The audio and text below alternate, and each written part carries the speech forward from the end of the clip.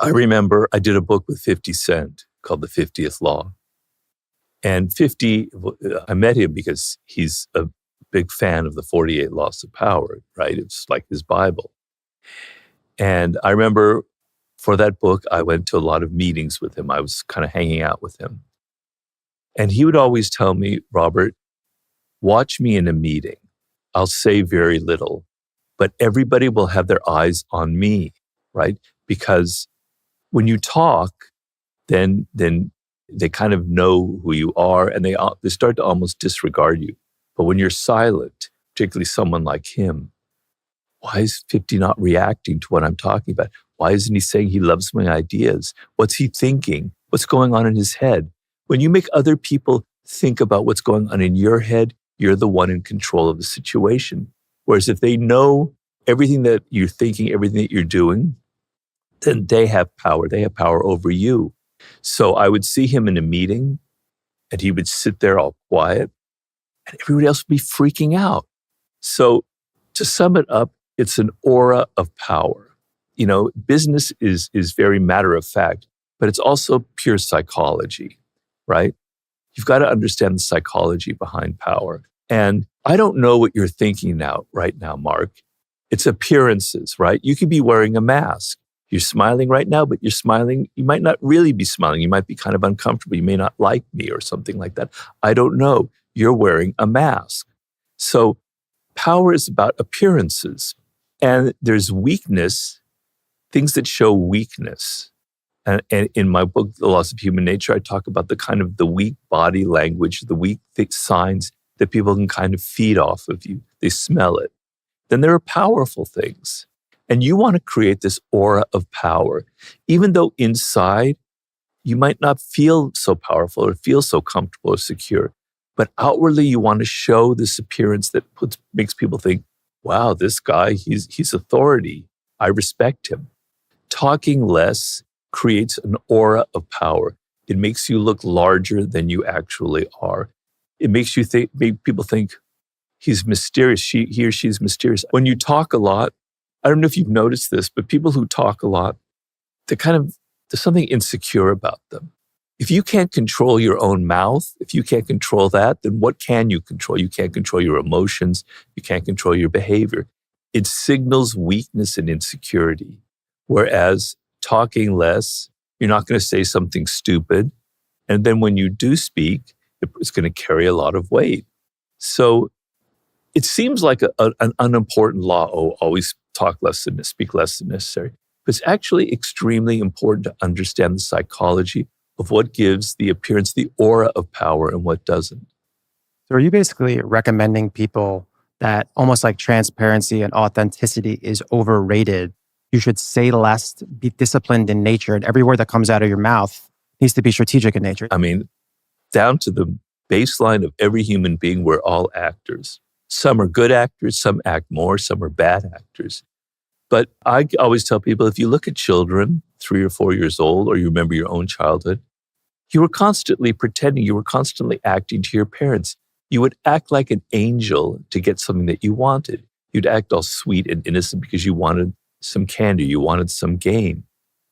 Being an actor is part of human nature. It's deeply, deeply ingrained in all of us because we're a social animal. If you went around just speaking everything that you thought, you would offend everyone around you, right? If you told somebody that their clothes are ugly, that they look fat, that their ideas are stupid, they're going to hate you.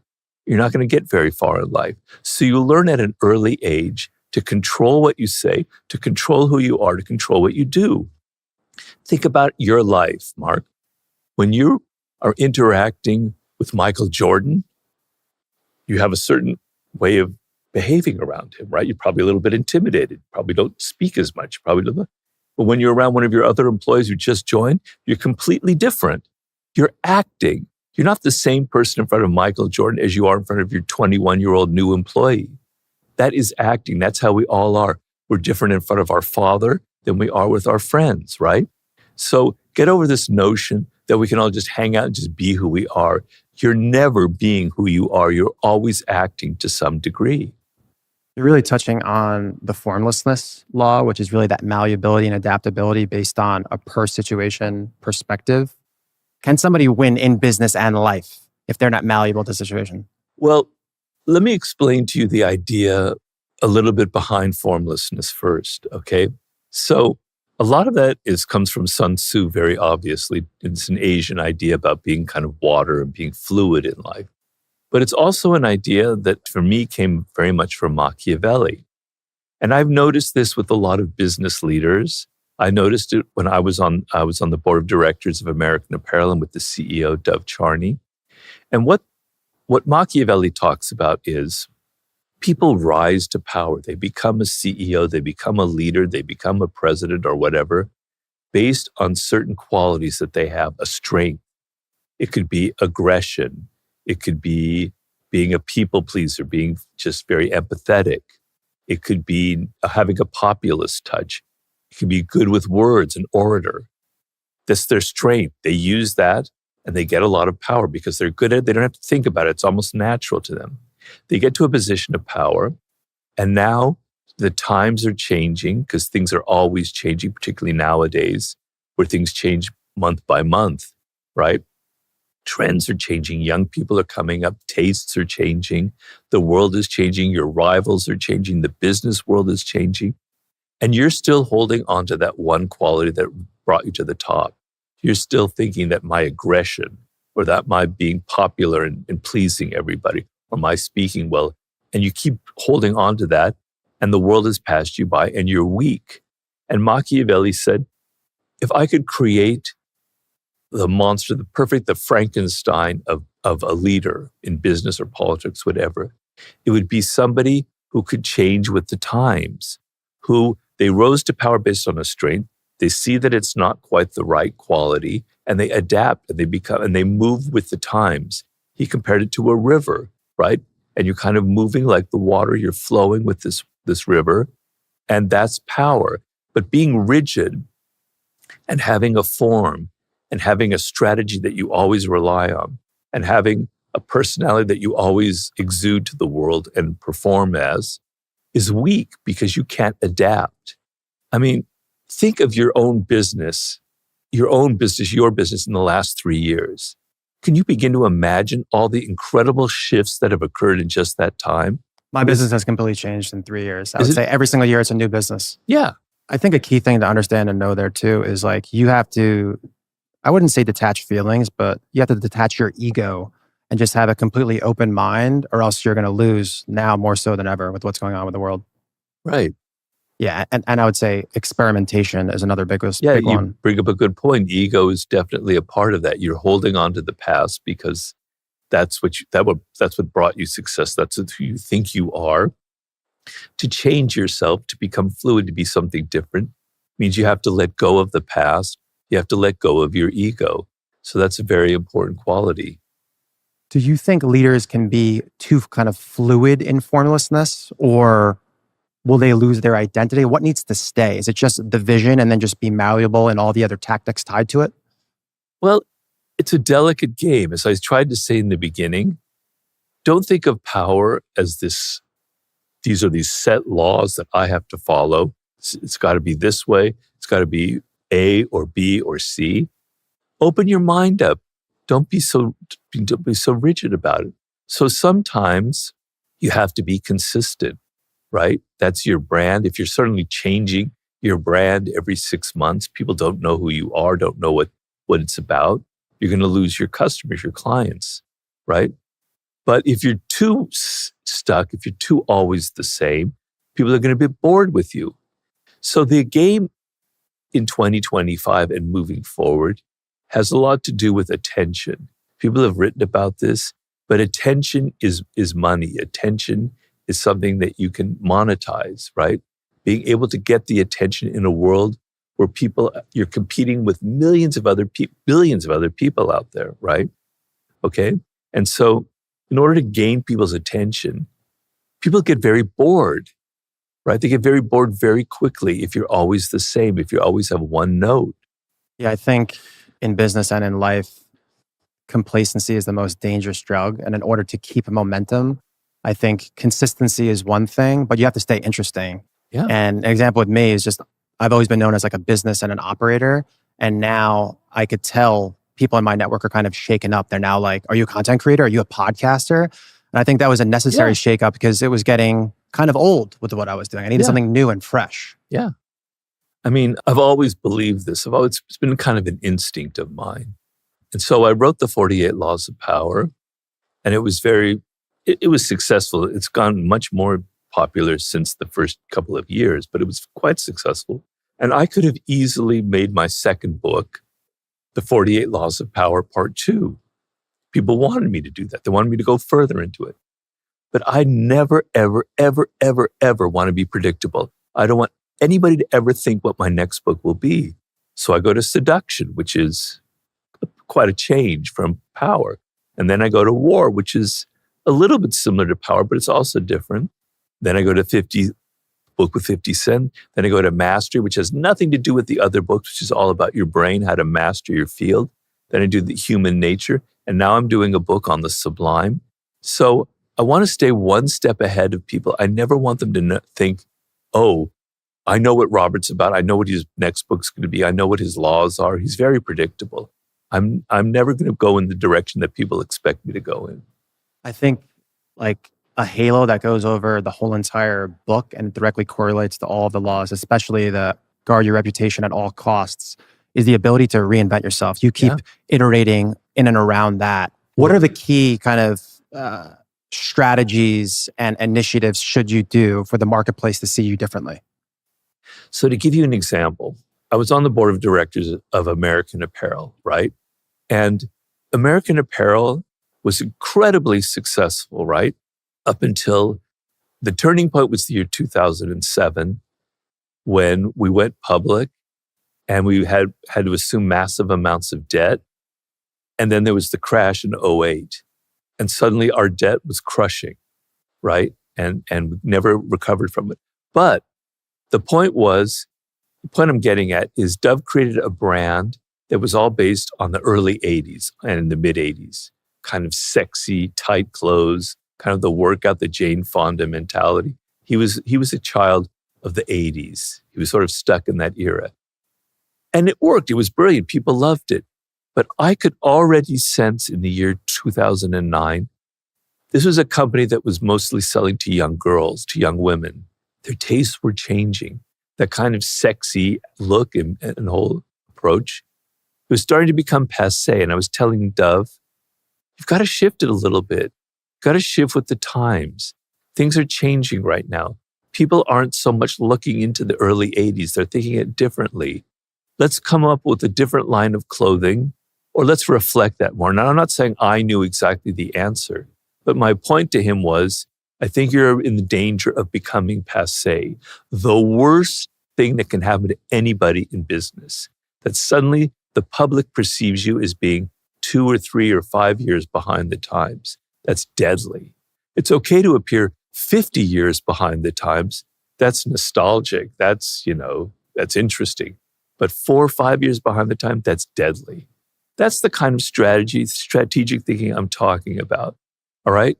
Where you've got a brand, you're known for a certain thing, and times are changing. Maybe you have to shift that, knowing how times are going.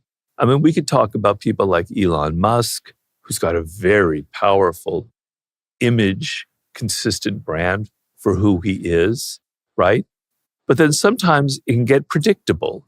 It can get like, he's always in your face. He's always, he takes boldness to the nth degree. So maybe somebody like that, if he shifted a little bit, and sometimes I've seen signs of that potentiality, and he showed a little slightly different side to him, I think it would help him a lot, because right now he seems powerful, but he's also getting a little bit predictable, and maybe his public image, I think, is going to suffer from that. Yeah, I feel like it's just as simple as just showing like his softer side and his family. And I completely agree. He's very stiff and hard and against what's going on with the current regime. It would take something very small to, I think, completely shift the complete public perception. Yeah. Going deeper into that, is there a world where you can actually chase too much attention? Is it about just getting as much attention as possible? Well, yeah. I mean, I don't want to keep name dropping here, so please excuse me. But I was approached by a well-known female rapper, Saweetie. Okay, and That's a good name drop. I like that. okay, and she asked me, Robert, you have some of the laws that are about mystery, appearing mysterious, creating an aura of mystery, using absence to create honor and respect. How do you do that in the era of social media, where it's all about grabbing as much attention as possible? How can you withdraw? How can you be mysterious? And I said, well, look, people are very bored right now. They're like children who've been continually stimulated with all kinds of new and exciting new toys, right? And you're vying for their attention, okay? If you're always the same, if you're always doing the same, if you're always appearing the same, they're going to get bored with you and they're going to look for something else. So you have to be mysterious. You have to withdraw. If you withdraw and you're not always vying for their attention, you disappear for a month. You don't post anything, or you post something that's maybe a little bit enigmatic where they're not quite sure what you mean. Suddenly they're going to pay attention to you. I talk about this about certain musicians, like Michael Jackson was very good about that. Part of it was his personality, but he would withdraw. People don't understand Michael Jackson was a real kind of power person. He really is interested in the game of power. In fact, I've said this before in other podcasts, he had the 48 Laws of Power. And when he died, they auctioned his copy of the book. And it had all of these notes in it. He'd annotated it completely with his own notes. So he was very interested. But before the book came out, he understood the game of power. And he understood sometimes you have to withdraw. Sometimes you have to be one of those movie stars like Greta Garbo who disappears for 6 months, a year, or 2 years. People start thinking, what's he up to next? When's his next album going to be out? What's it going to be about? Even Beyonce plays the game like that. So the people, these are artists, so it's a little easier. But the game is to sometimes withdraw from that attention cycle. We are always having to be something for other people. Let's take a step back and let them start wondering what happened to you. Disappear for a while. You have to know the game of absence and presence. Sometimes you have to be absent and sometimes you have to be present. Napoleon Bonaparte said, if I show up at the theater every evening as a spectator, the audience sees me, they start taking me for granted. But if I show up a month later, they go, oh, there's Napoleon, wow. Then I show up the next week, oh, he's coming off. And then I show up in 6 months. They don't know when I'm going to show up next. So they're always having to think about him. So that's sort of the game a little bit, knowing how to, this dynamic between absence and presence. Yeah, I completely agree with that, with increasing the honor through the absence. Putting aside kind of being strategic and when you come and go, at general face value, do you think it's better to be attacked and slandered or ignored completely? Better to be attacked and slandered. Better to be attacked and slandered. Definitely. So you're under the notion of any press is good press in that sense. Definitely. Oh, for sure. For sure. I mean, look, the 48 Laws of Power, when it came out, was very controversial because honestly, it's got an edge to it, a moral edge. There are laws in it that are a little bit frightening to some people, and that controversy, that edge, people hating it is what created an aura of it. So controversy, now scandal is something else because that could play against you, particularly if it's a scandal for a certain thing, for what, certain subjects, certain scandalous acts. But controversy is incredibly powerful, right? Because it makes people think about you. So sometimes I get so annoyed because everything now is so politically correct. We've all got to appear to be these saints. We always have to have this kind of virtue signaling, right? But it's not real. It's not true. It's not who we are because we all have a dark side. I talked in several podcasts about Kobe Bryant, who we were talking about earlier. Kobe had a dark side, and you could see it in his game, and it's what attracted to it. It's what made him a great player, okay? You have a dark side, I have a dark side. So we're all attracted to people who show a little bit of it, who show a little bit of that dark side, that little bit of controversy, who are not so predictable, who are not so sweet and angelic. So controversy is extremely powerful in the power game. And as far as that goes, I feel like it's similar in business where as long as it's not fatal, it actually builds your lore.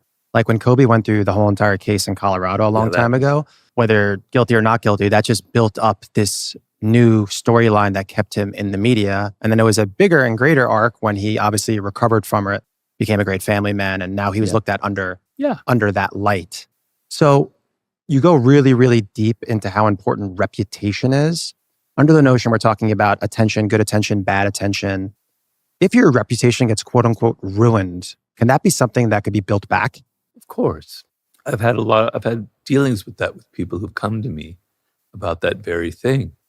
So there are times when you need to apologize, and the apology has to be sincere, and it has to be not the usual thing where I don't know what came over me, that's not who I am, that just happened once. No, you acknowledge that you made a mistake, right? That you did something wrong, and you show genuine contrition. And then, a lot of people who were canceled 6 years ago, that's when they were contacting me, or 8 years ago. And I said, show that you're contrition, understand why people reacted against you, give it a little bit of time, and then come back with more or less the same image, but, understanding there are kind of guardrails here. I thought, for instance, watching Jimmy Kimmel last night and his monologue, that's not quite the same thing because it was just like 4 days or so that he was canceled. And it was a scandal, but it wasn't like a huge scandal. But I thought how he handled it was really, really good. He was apologetic. He understood why it was taken the wrong way, but he wasn't this craven coward who was just saying, oh, I'm so sorry for everything I did. I'm not going to behave like that anymore. Because that doesn't seem authentic. That doesn't seem genuine. And he positions himself with strength that he apologized, but at the same time, this is who I am. I'm not going to change for the But he also acknowledged the wife of Charlie Kirk, and he said that she did it very gracefully. He said, it's terrible that this young man was murdered. And his own wife, forgave the assassin.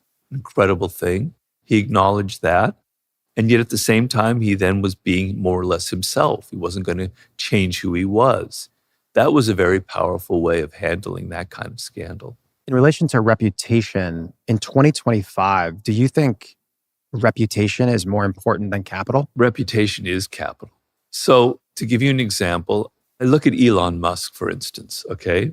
And I look at the early years of Tesla. Now, anybody who studies the manufacture of automobile business knows that to start a new automobile company is extremely precarious. The amount of capital that you need to start up with the factories, with the overhead, with the materials, from getting parts from all over the world is enormous. It's why nobody starts from scratch an automobile company, which he did, okay? Now, his cars were well built, they were interesting, but what he did was his reputation, his boldness. He was on Twitter at the time saying all of these different things. He was always in the news with very bold pronouncements. People loved him. This is before his more recent iteration. They were excited about him. His reputation meant people would now, when he went public, people were investing in it based on his reputation. Not based on Tesla, not based on the actual cars that he was producing, not based on knowledge of the business, of the finance of Tesla, which was actually in the hole, which was actually deeply in debt, based on his reputation as a maverick, as somebody inventive, as somebody who was interesting and innovative, a true pioneer spirit. Money poured in, investment money poured in to the publicly traded company, which then turned into capital that he could now use to build this company and build the cars. His reputation in that case was capital. I think in his case too, it was reputation combined with attention, his ability to garner the attention in conjunction with his reputation is what did it for him. Guys, quick 60-second break. I am so excited to announce our first partnership. It is the perfect fit for me and what I believe in, and more importantly, you, the audience. I have personally spent tens of millions of dollars on meta ads. At one point, it made up 95% of my entire marketing budget. That kind of platform dependency is a real risk. One algorithm shift and your whole entire business can stall. This is why I partnered with Universal Ads, the CTV ad platform powered by the biggest names in TV, built for any size business. In under 5 minutes, you can advertise across the best shows on NBC, Paramount, Roku, and more. You can reach up to 90% of the households in the US at social media CPMs. And the platform gives you full control. You can target by viewership, behavior, income, geography, custom audiences, and more. Just like you guys are used to seeing on social. I'm giving out $500 in ad credits with my referral code to the first 50 people who fill out the form below. First come, first serve, it's gonna go fast. And if you're spending over $300K a month on paid, I have something special for you. Everything's in the description below. Go diversify now and appreciate the support. What is the right way to package wins so the people above you feel ownership instead of feeling threatened? You mean never outshine the master? Yes, sir. So it says never outshine the master. Maybe it should be usually don't outshine the master, but that wouldn't have sounded so good. So you have to understand that the person above you has an ego and has probably a bigger ego than you do, obviously, because they're powerful. But with an ego comes insecurities, okay?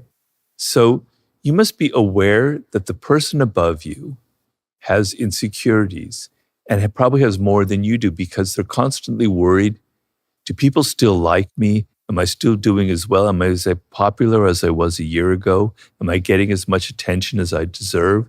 Am I doing a good job? He or she is very insecure. They're thinking about these things all the time. So what happens is if you try too eagerly to impress them and you do such a good job on some project or something, and then all the attention accrues to you for doing that, then you're going to trigger their insecurities. Wow, this person's getting the attention and not me. Maybe they're after my job. Maybe they're more popular than I am. They're not going to consciously think this because they don't want to admit that they're insecure. But unconsciously, they're worried about you. They're thinking things that maybe you're a threat, right? And slowly they're going to build up kind of resentment towards you. And what will happen is you'll probably be fired or you'll be demoted. So if you work hard on a project for somebody else from somebody higher up in your group and you do a great job, you need to tone it down a little bit. Don't take so much credit. Let them bask a little bit in the glory. Let them have the attention. Yes, they're the genius behind the project. I was just executing their desires. That makes them suddenly go, wow, this person, you understand that they did a great job, but they're being a little bit humble. They're giving you the attention, which you deserve anyway because you think you do, okay? But if you're too weak about it, if you're too humble, if you're going, you don't take credit at all, you weren't involved in it at all, that makes you look weak, right? So you have to be kind of nuanced. You have to do a good job. You have to try really hard. You have to do the best that you can, but you got to let the person above you take some of the credit, take some of the glory. Otherwise, they're going to be wondering about you. They're going to be thinking that you think that you're better than them, and you're going to trigger their insecurities. This is the most important law and power that I want you to engrave in your brain right now as you listen to me. And it's the following. Everybody has insecurities and has an ego. And the worst thing you can do for your boss, for your colleagues, for the people underneath you, is to violate their ego, to make them feel insecure. You will pay a price for it. They will resent you. They will work against you. They will betray you in the end. So never lose sight that everybody around you has an ego and has insecurities. If you're thinking about going upstream, you're an employee with your boss. In short, kind of do good, do your work, selectively compliment them. But then on the flip side, the boss, you recommend have everybody do the work for you, but then take credit. Yeah. I'd love for you to expand on that. What's your thoughts with that? So the law came from, I worked in Hollywood unfortunately, for like 10 years. It kind of inspired the 48 Laws of Power. I say unfortunately because I hated Hollywood. But I would work for a film director who would be doing a screenplay, and I would write large portions of the dialogue and I would contribute to it. Nobody ever knew that. It was always his name on it, right? He got all the fame, all the glory, all the attention. And at the time, it kind of bothered me. I was kind of resentful. And then when I wrote the 48 Laws of Power, I had this idea that, Robert, you did the wrong thing. You were stupid. The game of power should have been, that's how things are, right? When you look at a politician who gives a great speech and everybody's going, wow, Barack Obama, that was an amazing speech. Someone wrote that speech. Somebody wrote it. He never wrote it. And you never know that name who wrote it. You might, but no one ever gets that attention. When you see some journalist giving some really interesting monologue on television, somebody else wrote that, did all the research and gave them all the notes for that. Comedians. Bill Maher doesn't write his material. He's got a team of people writing all the jokes, right? You never see them. You never know them. Maybe the credits roll by really quickly, right? So that's how powerful people operate, okay? And I should have just accepted it. I should have been more humble. I should have said, that's how the jungle is. There are people who take the credit for it.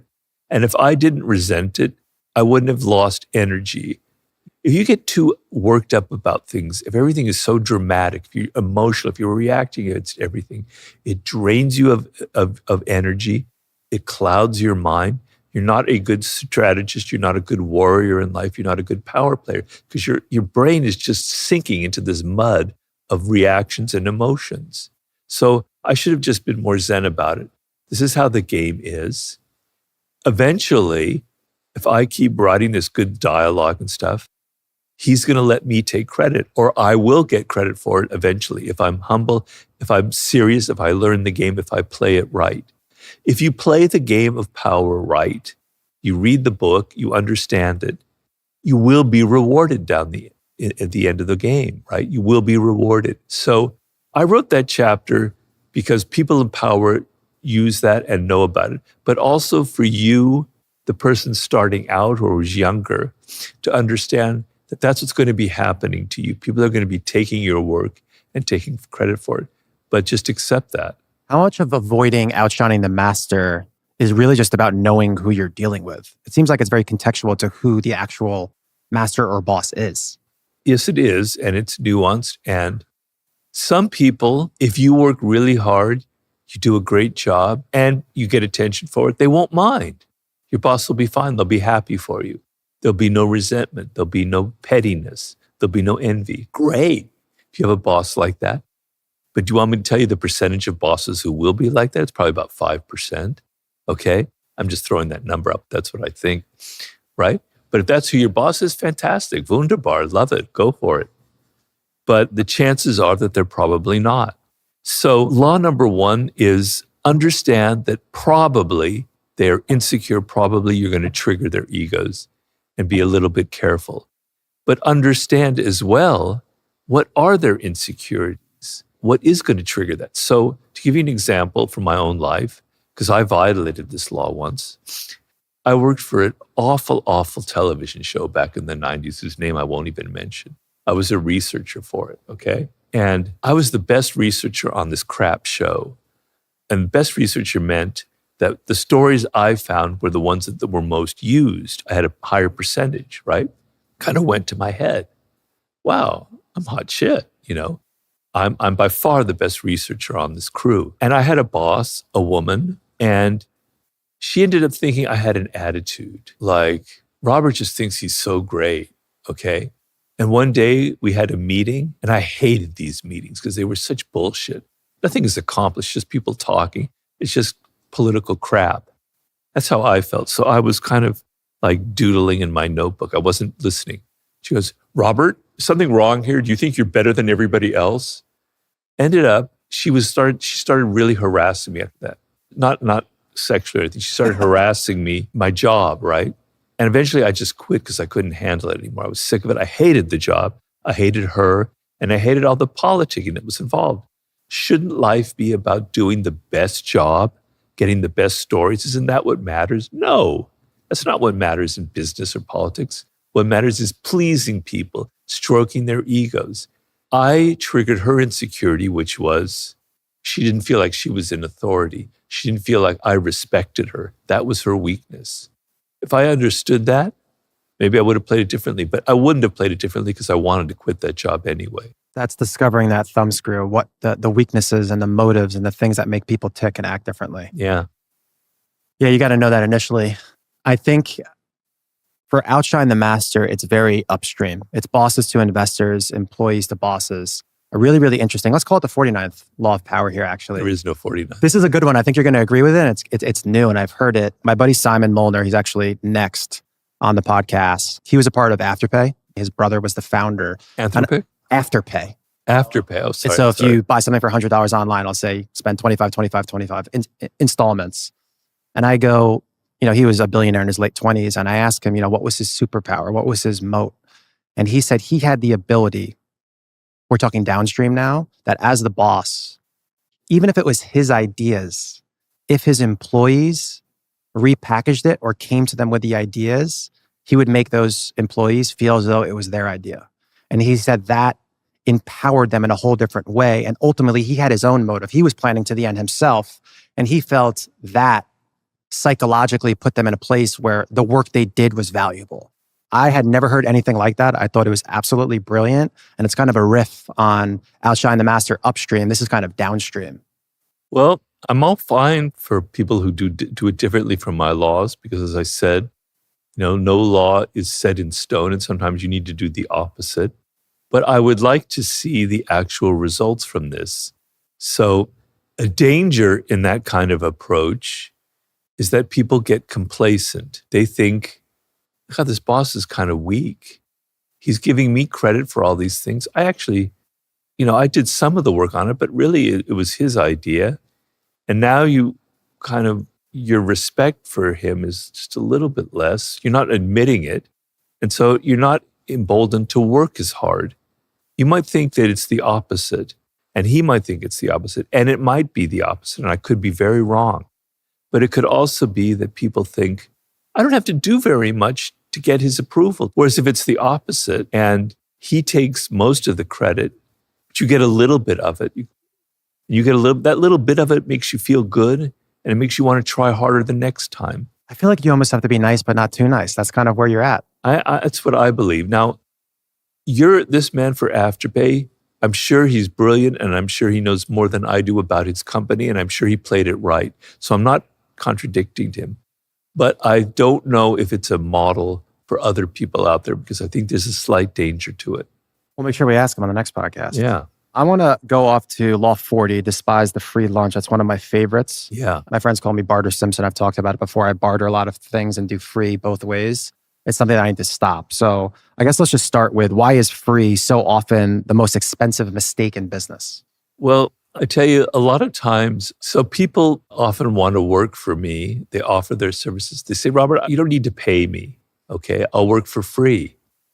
All right. And the idea is nothing ever comes free in this world. Nobody ever gives you something free. Now, there is an exception to that. Your mother probably loved you. Not always, probably loved you, not expecting anything in return, but usually, even mothers do expect something in return. So even their love is not often totally free. But nobody gives you anything for free. They're wanting something in return. And it's a trick where they're thinking that if they offer their services for free, you're going to go, okay, that's great. And you're not going to pay attention to the fact that they're after something else from you, right? And so it's always better to pay people and pay them well for their services. So if you're generous with your money, if you show that you're not niggly, a powerful person feels confident in their wealth, feels confident in their resources, feel confident in the time that they have. And so they give that generously to other people. Being tight with your money, not wanting to pay your employees well, is a terrible, terrible quality, and it will bite you in the end. So I always tell you, maybe you don't give them credit for everything. Maybe you keep them a little bit on their toes, but you pay them well, right? You treat them well. They feel comfortable. They have food. They have an apartment. They have living expenses, okay? And you don't want to make them feel insecure about that. So being cheap with your money is very, very dangerous. It's a signal of weakness, okay? But on the other hand, when people are offering their services, they come to you saying, I want it for free. I say, forget about that. There's a ploy there. They're after something. But if somebody comes to you and says, Robert, I really want to work for you. I think I could be a really great researcher. And this is what I'm worth. And then you see that they have some experience and you try them out and you pay them. That's going to be a good relationship moving forward, right? In short, you need skin in the game for team building, for partnerships, Yeah. for anything. Yeah. That's a good way of putting it. I'm going to remember that. Does it ever make sense to give away something free strategically or never? Give me an example. You're a brand owner and you believe in your product so much. And let's just say you're a mass market product. You say, hey, I'm going to give you this t-shirt for free. Oh, well, people are doing that all the time. That's a brilliant marketing tool. Yeah. So is this more from a human perspective? Because humans ultimately at the core have a dark side per what you said versus a business strategy or a product, which obviously the product has no. Well, if you're the buyer of the product, you should be a little bit wary that they're giving it to you for free because they're going to come after you now. I gave you my book for free. Maybe I'm after something. Maybe I'm after you being kind of gentle with me and having a good interview. So you have to be a little bit wary of that free gift. Guys, Robert gave me a beautiful limited edition 48 Laws of Power where you flick the pages. It's his face on one. What was the other face? Machiavelli, was it? Machiavelli. Machiavelli is beautiful. I'm gonna post that on the internet and give some distribution and you see, hopefully sell you some books. Well, it's already. You don't need to sell any books, but I'm just saying. Okay. I want to go into another law in conjunction with despise the free lunch. When asking for help, appealing to self-interest, never to mercy. What is kind of the biggest lesson for power behind that? Well, if you want something from somebody who's powerful, let's say you want them to fund your movie or whatever, you go to them and you go, I kind of helped you out a little bit in the past once before, or my brother worked for you and did a really great job. Can I get some help now for my project? Almost saying you deserve it because you did something for them in the past. Terrible, terrible approach. Terrible, the worst approach. Nobody wants to feel like they owe you anything, all right? And nobody really feels much gratitude. But the smart approach is you want funding for that movie or for a project. You do some research. And I tell you, research in any business before you approach somebody for a job or anything is absolutely essential. I find out this is something that he needs. He's always been trying to break into the movie business. He hasn't been successful, okay? All right, I'm going to package this as a way where I'm going to give you credit as a producer on this picture. I'm going to let you have this perk or that perk, or you'll get to meet Sydney Sweeney or whoever it is, right? Whatever their self-interest is, whatever they need, whatever they don't have, if you think about what they need, what their interests are, what they lack, then you've got a good proposal. I'll tell you, when you're in a position of weakness, you're starting out and you're approaching powerful people, okay? What is the self-interest that kind of ties most powerful people together? They don't have enough time. They are too busy. We all know that. You know that. I know what that's like. Too many things going on. Too many people asking for favors. Too many projects. Too many things going on. Never have enough time. If you, in your proposal, and you're asking for them to do something for you, if what you're offering is to save them time, to make it so it's not so exhausting, you can organize something for them, that'll have a lot of power. That'll have a lot of impact because that's in everybody's self-interest today. I would say save time and attention. Those are the two kind of biggest things that people want. And what's really interesting about what you just said, when you are going and appealing to somebody's self-interest, as the asker, you have the ability to control the unit economics where your ask could be pennies on the dollar for what I actually want. Case in point, an example is, you mentioned that I'd want to be in a movie. You want $2 million from me? I could say, I've always wanted to be an author. Robert, I'm a huge fan. Why don't you let me write the forward? What's the reality? How much does the forward cost? It costs you nothing. It's obviously real estate in your book. I have no economic participation, but I'm making no money. You're getting your $2 million. So you can really arbitrage making money through being super strategic in the favor. Tap into, I always say all the time that you have to understand and know like your bullets in the chamber. You know, you're a basketball fan. Who do I know that's a basketball player that I can introduce you to? Yeah. Stuff like that. That's my weakness. If you wanted me to give it, you had some ask from me and you said, Robert, I can introduce you to Kobe Bryant when he was still alive or whomever. I'd be eating out of your hand. I'd be like a little puppy. I just have to stop you guys right now. Guys, the first 20 minutes we were off camera just geeking out about basketball. Yeah. We need to get you on camera another time just talking about that. You need to go on like Colin Cowherd or something. You're very, very deep in basketball. Yeah. I don't have like a detailed knowledge of basketball, but I have a very strategic knowledge of basketball. I have a feel for it. You understand macro strategy and you knew the standings. I mean, you know what's going on. Yeah, I do. Very much so. I don't waste a lot of my time because I have so much work. But the one thing I waste time on is reading about the NBA on all various websites, you know, particularly all the rumors about the Lakers and everything. I'm just a total junkie for that kind of stuff. We have to get it on camera. Prediction for the Lakers next year. They'll probably end up like in the 4th or 5th slot in the Western Conference. They may win the first round. I don't think they'll get out of the second round. If they do, that would be, I think, quite an achievement for them. But what will be interesting is to see is what happens to the Clippers. Because I hate the Clippers. And you know what's going on right now. I know exactly what's going on. The Clippers are the Cowboys, Robert. It doesn't even deserve for us to talk about them. Yeah. They're at the bottom of the barrel. They are. Although if you watch the Jerry Jones documentary of the Cowboys, it's very, very, you want to talk about interaction with boldness? Jerry Jones is interaction with boldness. That guy took massive risks.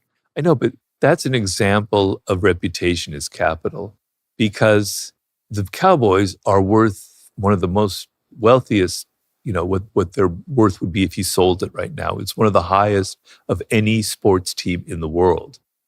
But what's it based on? They've not won anything for 30 years or so. I don't know, almost 30 years, right?